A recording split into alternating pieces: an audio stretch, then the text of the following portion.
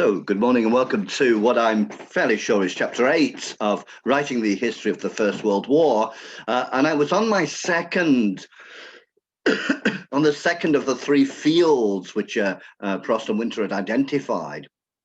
That is to say, social history. And certainly one of the, I began by introducing one of the most popular ways of looking at life in Britain during the Great War, and that is as the home front, as another part of the struggle to win the war, because very slowly the entire economy was moved over to supporting the war drive, whether it was making munitions or reducing consumption in different ways so as to leave more resources for the military drive. And I was saying that this is only one way of looking at it, because in fact there were many other things going on as well at the same time. Now, one of the other things which has been done with social history is to look at particular groups, particular social structures within Britain, and see how they reacted to the situation. Because one of the things that historians have often found is that looking at people as individuals does not explain as much as you might want it to, and it can be very useful to look at, what their social class was doing, what their organizations were doing, and so on. I will come back to that. So here we have a couple of books, the one on the left from 2014, I think, about workers joined the First World War. Now, interestingly enough, quite a lot of workers who did not join the army, industrial workers in particular, because they were needed for industry at home. So, for example, quite a number of miners who had joined the army were then told to leave the army because without coal, the war was not going to be won.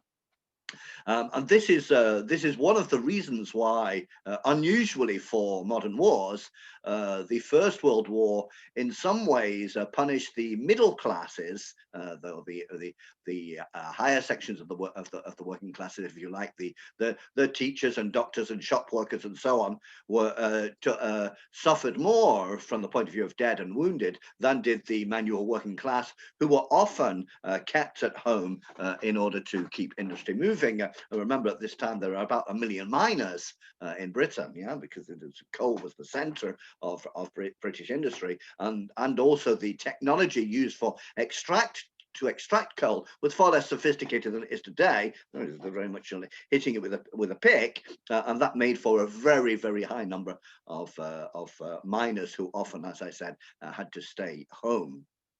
And you have on the right then this piece, Britain's Railway Company's Workers at War, 1914 to 1918. And these productive, especially this one on the right, also participates in a way in commemoration, because you'll find that railway companies, for example, will be interested even in giving money to produce books about what railway workers did during the war. So there's an element of commemoration here, and we will come on to this later when I move on to commemoration. Now, the idea that World War I history belongs to everybody is one that has become quite widespread, and certainly it was a massive trauma, and there has been a real trend to writing local history of the First World War. And this is, in a sense, is social history, because it looks at a particular town and the people in it and how they reacted to the war and how they survived during the war. So we're not surprised to see books like this, Bradford in the Great War, edited by Mike Woods and Tricia Platts. And this is interesting for another reason. It was not produced by a historian employed by a university. It was produced by the Bradford World War I group. So a group publication, not an individual historian. And this shows, first of all, it shows how much popular interest there can be in tracing a local history of the Great War. Secondly, typically such a group would be made up of volunteers, of unpaid volunteers. Certainly some school teachers would be involved, perhaps a retired historian, and then just people who were interested. Perhaps they knew stories about their grandfather in the Great War and wanted to work on it. So it's fairly seriously done, although you might expect it not to ask innovative new questions. But this is a whole trend, and there's Bradford. Here I have another one there. Dover and Folkestone during the Great War. That one more written by historians, not by a group. And indeed, the rise of the internet over the last 20 years or so has made this kind of local history in a way easier to do. It's quite easy to find people on in a Facebook group or otherwise to work together on the internet and using some of the resources online in order to write a local history of a particular town. Just a little reminder here, because when I mentioned to people that I wrote a history book about popular songs during the First World War, they often reply to me, "Oh, you must have found all the information on the internet," which shows something that people don't understand about history, because there was nothing on the internet, because nobody had written a book on it, which that somebody then wanted to put on the internet. Of course, there was a few songs on the internet, but essentially for writing original history, you're not going to find most of it on the internet. This is slightly changed now, because sometimes you can get the entire archives of a local newspaper available on the internet, but it's still not typical. Historians of the First World War very often have to spend a long time whizzing through newspapers on paper in the national libraries. Finally, one last example then, Hove. It's a town in the south near Brighton, Hove and the Great War. So this is a whole trend, a whole group of books of local history. And I've put this in the category of social history because I think that's where it fits best. Other groups, of course, are of great interest, and a certain consciousness of the massive concentration of First World War historiography on the experience of men in the war has given rise to attempts to synthesize the experience of women, often through via some kind of feminist inspiration. So here we have Gail Braben's book Women Workers in the First World War, sort of a very serious attempt to do this, remembering in particular that women workers in factories, the number of women workers in factories rose massively during the First World War, because the whole idea was to try to get the maximum of young men out in the army abroad, and therefore they needed to be the factories needed to be staffed by women. Another example there, Lynn MacDonald, then one of the women historians, there are not that many of them, here writing about the roses of no man's land. Who were the roses of no man's land? Well, it comes from a musical song of the time, saying that, you know, the Red Cross nurse is the brightest rose that brightens up the day of a wounded soldier. Certainly a very sentimental song, but thinking of the terrible situation they were in, perhaps they have a right to be sentimental. And the roses of no man's land, this is the history of the nurses who went out to France. A fascinating group of people for a number of reasons. First of all, you know, it could be dangerous. I mean, there were a certain number of nurses in France killed or wounded by bombs, although obviously the vast majority of wounded of the First World War were men. The nurses were interesting because quite often the women who went out there as nurses were volunteers. Now, what do we know about volunteer nurses, and what can we say about them from the point of view of social history? Well, the first thing is that they did not come from the working class, because working class women had to continue with their job to make money to feed their family and couldn't spend their time volunteering for unpaid work. And so these were mostly middle-class women, or even higher, upper middle-class women, who normally would have stayed at home and their children would have been looked after by the maid, who were going out to France and in a patriotic spirit to help out. And of course, they discovered horrific woundings and killings and so on. So it was very shocking for them. But there's something else that went on, and that is that when they went out there, they were ordinary nurses, and they were managed by professionals. The professional nurses, the sisters and so on, they were professionals, and they had their team of volunteers. But the professional nurses, they came from the working class. And so you had this rather unusual situation where suddenly the working class nurses found themselves managing bourgeois women. And there's some interesting stories coming out of that. There was also, because although they'd got over this idea that women are so fragile and easy to shock, and nevertheless sent them out to do the nursing in this horrific situation, even though they were untrained, because they didn't want to use men to do this, because the men had to be doing the fighting.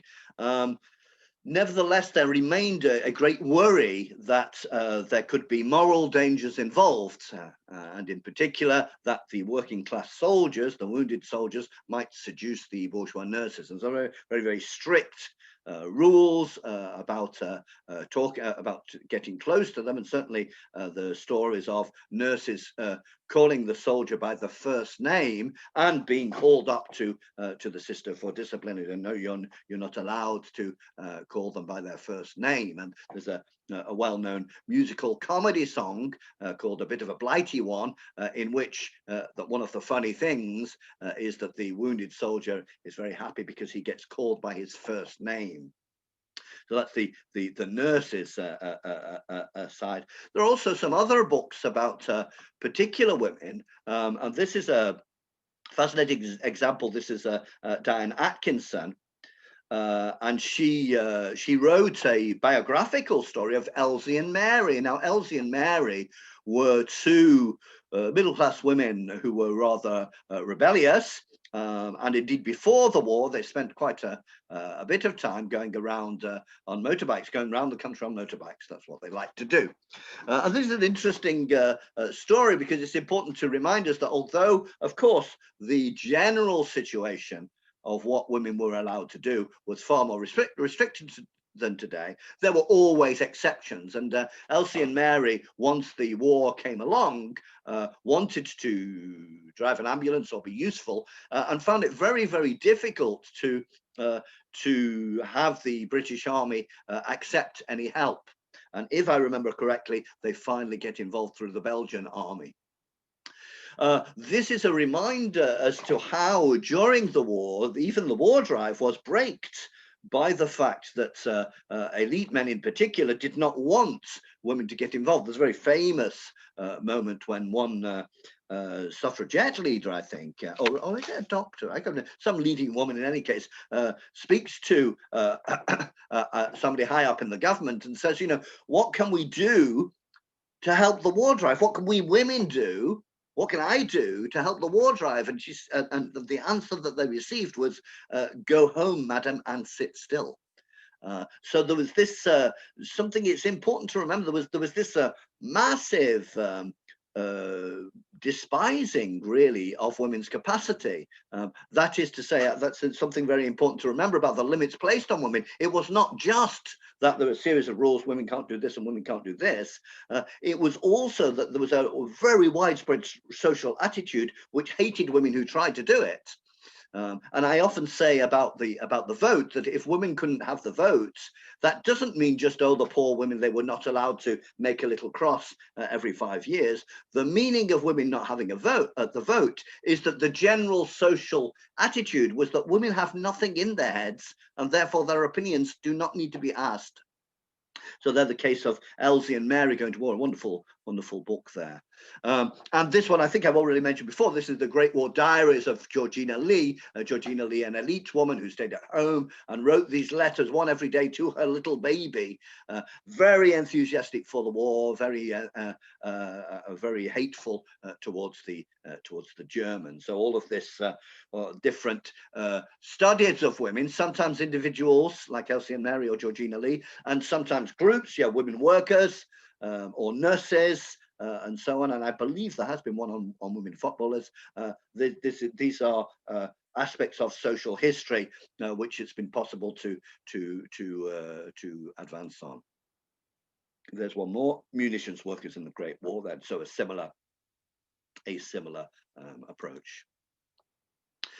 Now, of course, you can choose groups to study during the Great War, whether it's women or Catholics, or office workers, or railway workers, or children. There's been books on children in the Great War, what attitudes they were shown and what attitudes they were supposed to have. So you can go by groups. But another thing which is important for social history is to go by organization, because individuals do not just sit around and invent attitudes and ideologies and ways of looking at the war.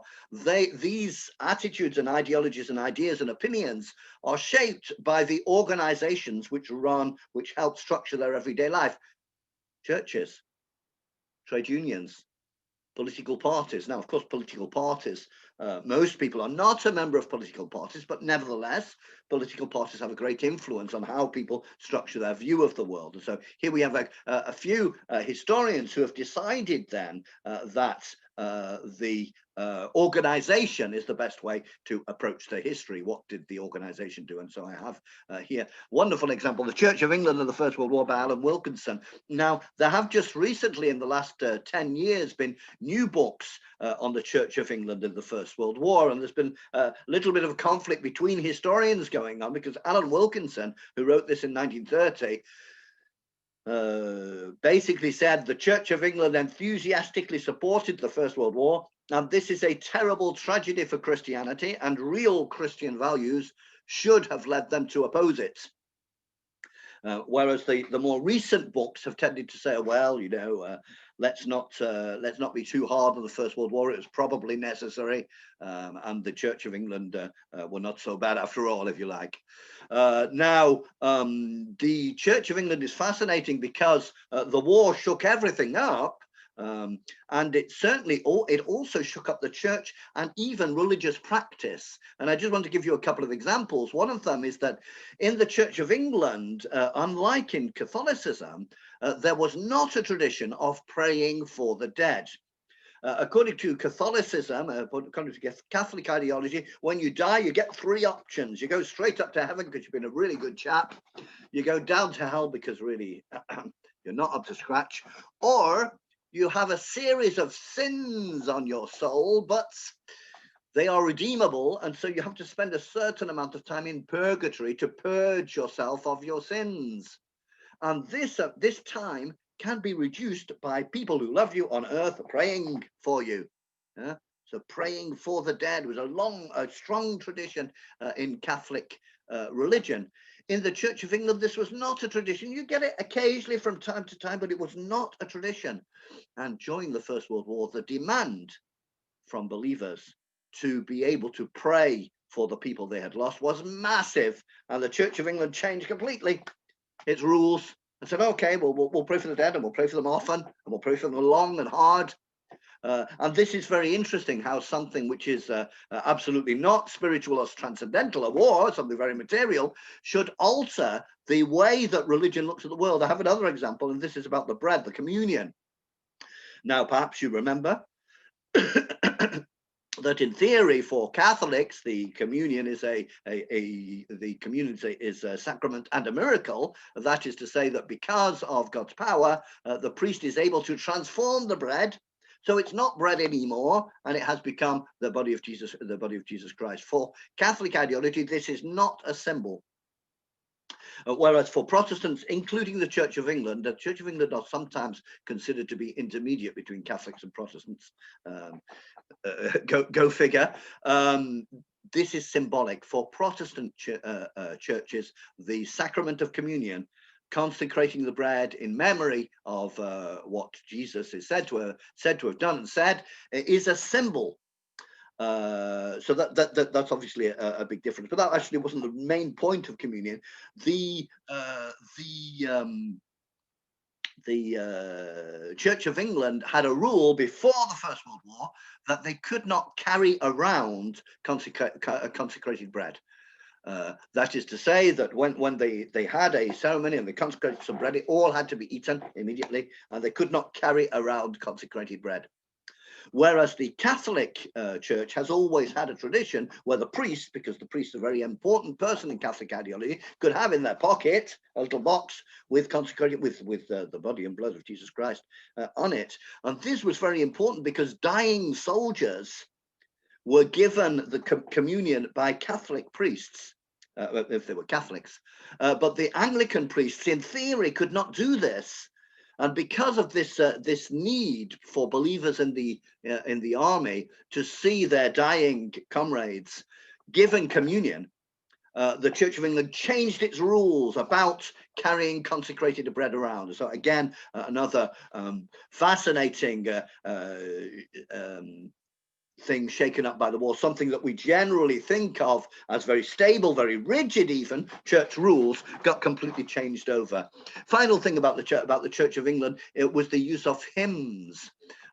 They gave out millions of pamphlets with an extract from St. John's Gospel or St. Luke's Gospel, I can't remember, and a few favorite hymns. And these favorite hymns, and I have to find some for you, were of great comfort to soldiers. And they tend to say, you know, God is always with me, things like that. Yeah, eternal Father, strong to save. And I will put a few of them on the blog, or perhaps even play a coupling class. And these were very powerful. And this was important because, of course, song is important in general, and that's my speciality. But the soldiers actually had 3 groups of songs to sing. The religious song, which was very important to many of them, the music hall song, which was generally funny or a little bit rude, and the soldier song, which was very rude, often anti-authoritarian and or full of black humor. So you have these 3 sets of songs. And of course, when you're out living in a field for years on end, then the songs that you can listen to and sing are tremendously important. So to come back to social history, then approached by organization, you got this very fascinating view of the Church of England in the First World War. Another one here, then, the party of patriotism, the Conservative Party in the First World War. What did they do during the war to help the war drive and to explain it and to contest other interpretations of the war, for example, to contest socialist interpretations of the war? This is what is studied here by Nigel Kay. And important idea to study organizations, because, as I was saying, people's ideas do not come from anywhere. They are channeled and adapted through the organizations which they know about. Labour's Great War. Now, there's something fascinating about this. So Labour, which is, of course, spelled with the U in British English, is generally thought of as being, trade unions is a way of referring to trade unions. So here, the Great War in trade unions. But as you will notice, this is an American book, American Labour Relations. So why am I showing a picture of an American book when my subject is Britain in the First World War? Well, it's for a fascinating reason. That is that there is almost nothing written about British trade unions during the First World War. So this is an obvious lack. And people tell me I should write it. I might, but it takes a long time. And you have to wonder why, because indeed the trade unions, the number of people who were members of the trade unions rose absolutely massively during the First World War, because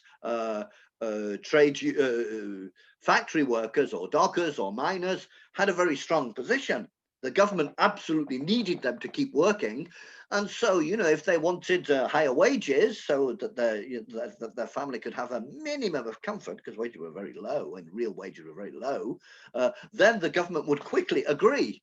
And indeed, I think I already mentioned this, if you had a job, if you didn't join the army and you had a job and you were a worker, your life was much more comfortable towards the end of the war than in 1910.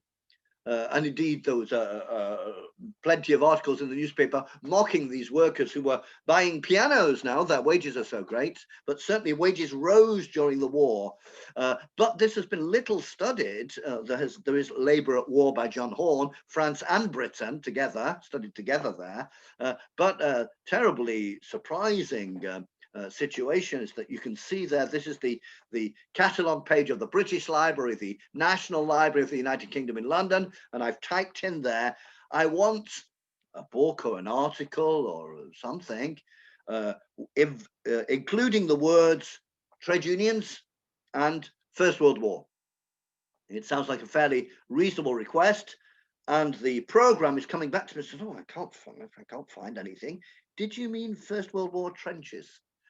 So this is just a symbol to show how, no doubt surprisingly, well, I think it's surprising that trade unions have not been studied in the way that perhaps they deserve to, even though not only did the number of trade unionists rise, but there were mass strikes in 1916 and 1917 for better working conditions and so on. Indeed, in 1918, there was even a historic strike of the police in London, and as I'm sure you can imagine, if there's one kind of strike which the government absolutely hates, it's a police strike.